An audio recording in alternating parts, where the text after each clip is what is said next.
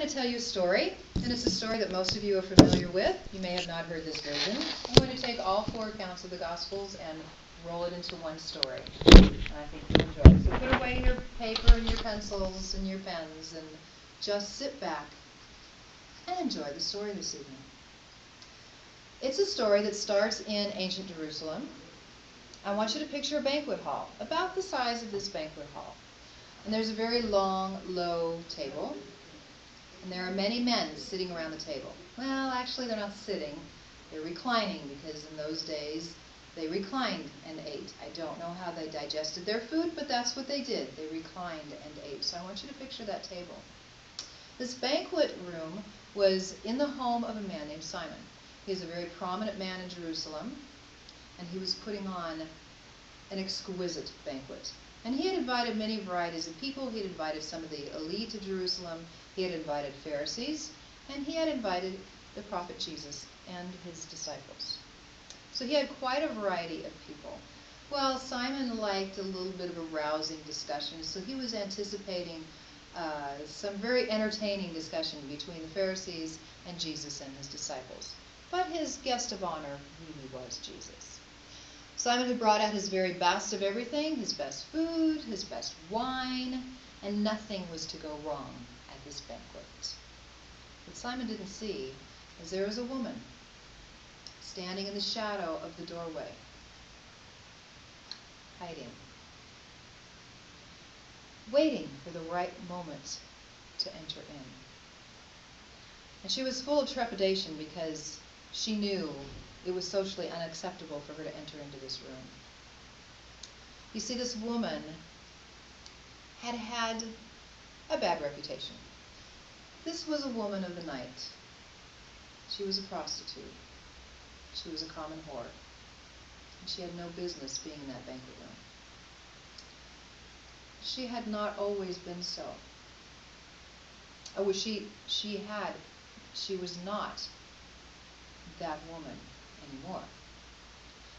There was a time, and we don't know how she became a prostitute. We don't know if she was supporting her family. We don't know if her family turned her out, if she was on her own, if she had children to support. We knew nothing about that.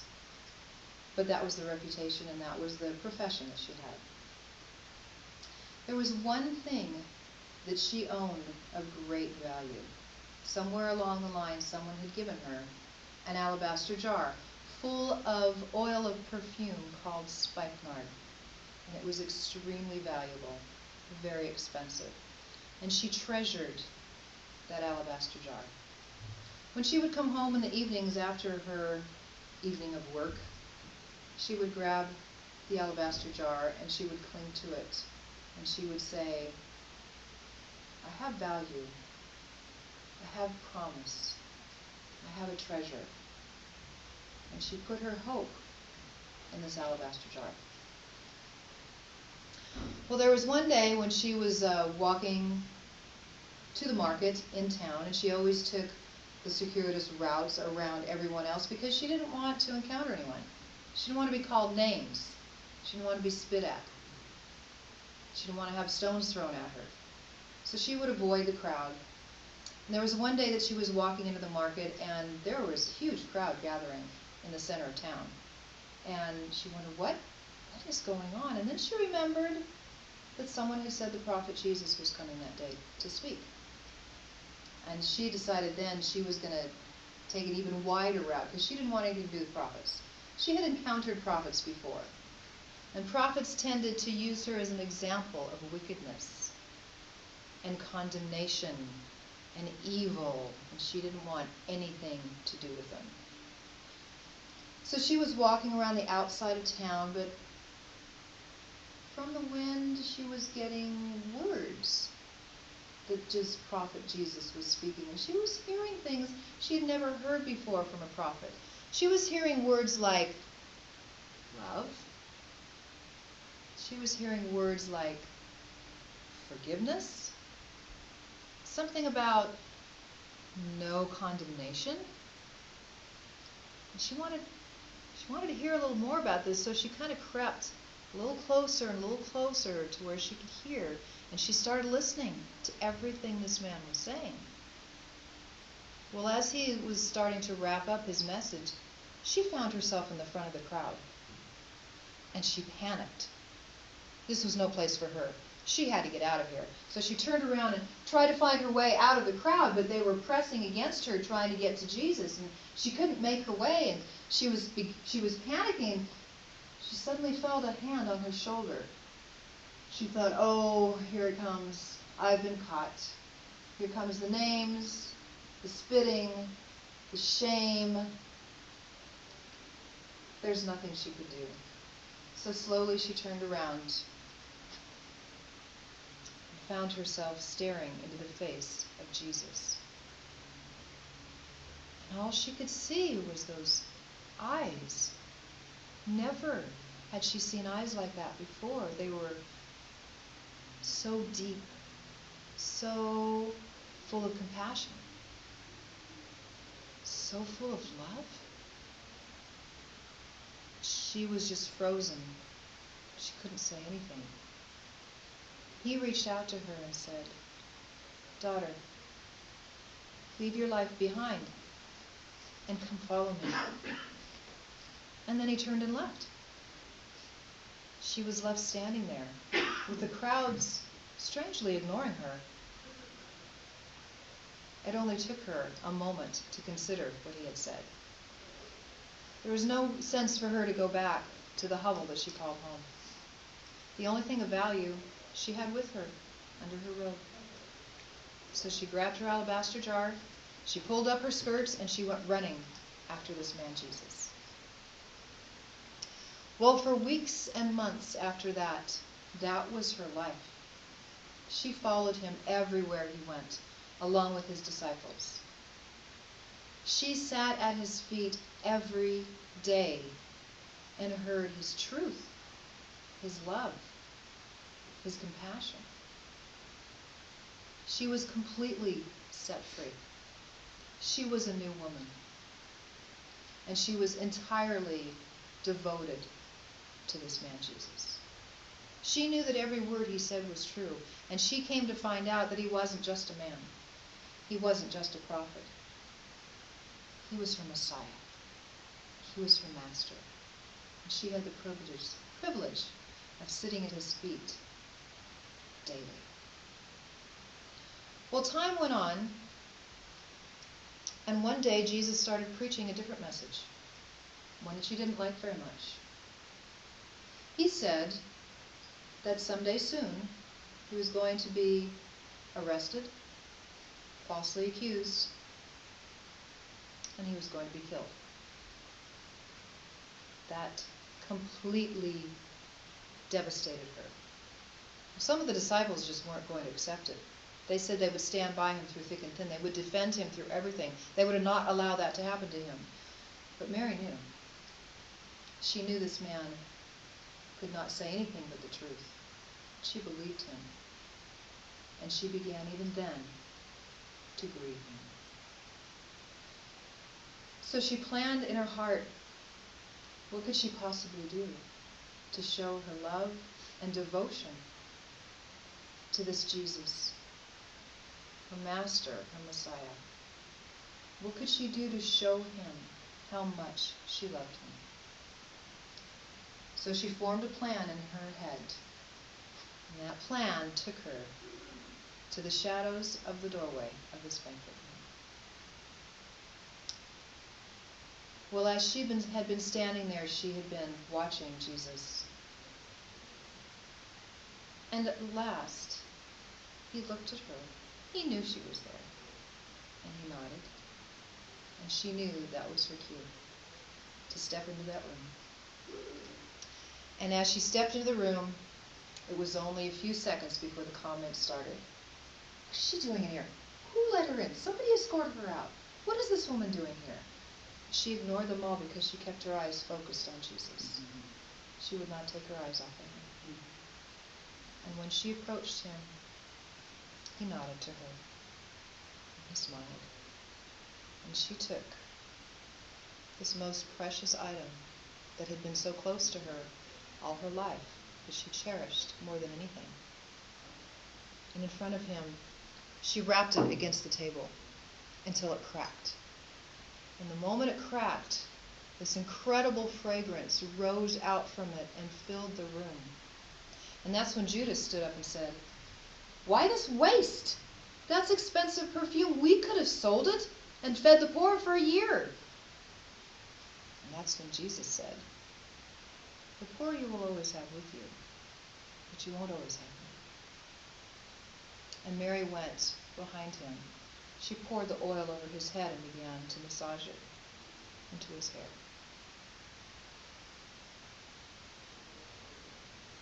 And someone else stood up and said, "If you're a prophet, you would know what manner of woman this is who is touching you." And that's when Jesus said, "Leave her alone. She is doing a beautiful thing. The oil she has saved was intended for my anointing." Mary was amazed. Jesus knew. He knew about her alabaster jar all the time. He knew how she treasured it. And he knew its purpose. And he knew its purpose was her purpose. And overwhelmed, she came around to the front of him and began pouring the oil over his feet. And began massaging his feet, his precious feet, that she had followed for miles and miles. These feet that had carried the good news, that had carried love, that had carried healing. She would not follow them again. These feet were going to stop, and they were so precious to her. And she began to weep as she massaged the oil into them. And the men were just indignant. They were just throwing comments at her. They wanted her out of there. They didn't understand what was going on. And Jesus said, "Stop bothering her. You know, when I arrived here, you didn't greet me with a kiss. This woman has not stopped kissing my feet. You didn't provide water for my feet or oil for my hair. She has not stopped washing my feet with her tears and drying it with her hair. I tell you that every place my good news is preached, in all of history, her story will also be told from generation to generation. She is forgiven much, for she loved much." And at that he laid his hands on Mary's head and blessed her, and then lifted her up to her feet. And she looked at him through her tears. And he said to her, "Thank you," and smiled. She smiled at him one last time, and she took her broken jar and turned and left the room. She held her head high and paid no attention to the comments that followed her out, because Jesus had honored her. And every step she took, the fragrance followed her as she walked out of that room. Well, it was just a few days, maybe weeks later, where all that Jesus had said came true. She was in the garden when the soldiers came and arrested him. She followed him into town for his trial. She stood by weeping as he was flogged and brutally beaten. And she followed him as he carried that heavy cross up to Golgotha. And she, along with his mother Mary, stood at the foot of that cross for hours and tended to him and watched. And she was present the moment he took his last breath. She was present when Joseph of Arimathea took his body and laid it in the empty tomb in the garden. And she was there when the soldiers rolled that big rock across the tomb and sealed it. If Mary had a choice, she would have remained there and not left. But it was the Sabbath, And she could not do that. So she left and joined the rest of the disciples as they mourned and prayed and hoped and waited. That they didn't know what they were waiting for. But Mary could hardly wait for Sabbath to be over. And at the very crack of dawn, 2.5 days later, she got up and she ran to the garden. She just wanted to sit and stay vigil over her master's grave. When she arrived there, you know what happened. The rock had been rolled back. She ran inside. There was no body in the tomb, just burial cloths. And she was, again, grief-stricken. What have they done with him?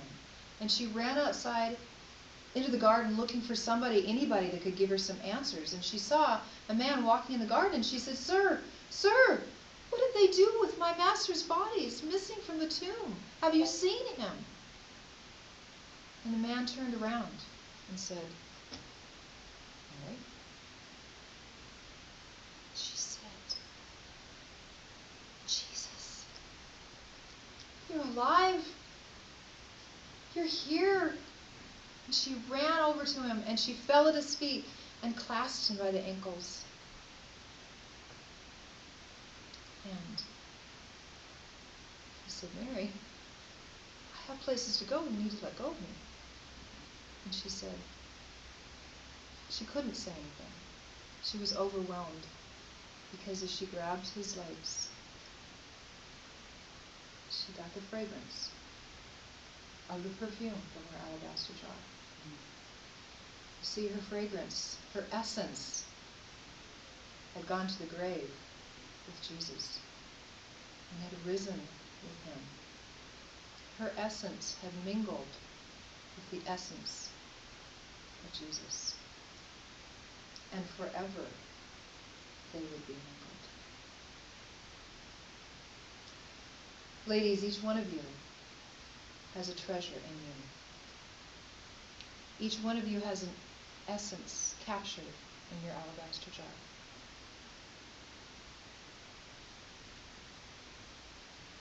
Seek deep within you until Jesus identifies that essence so that you can mingle it with him, your master.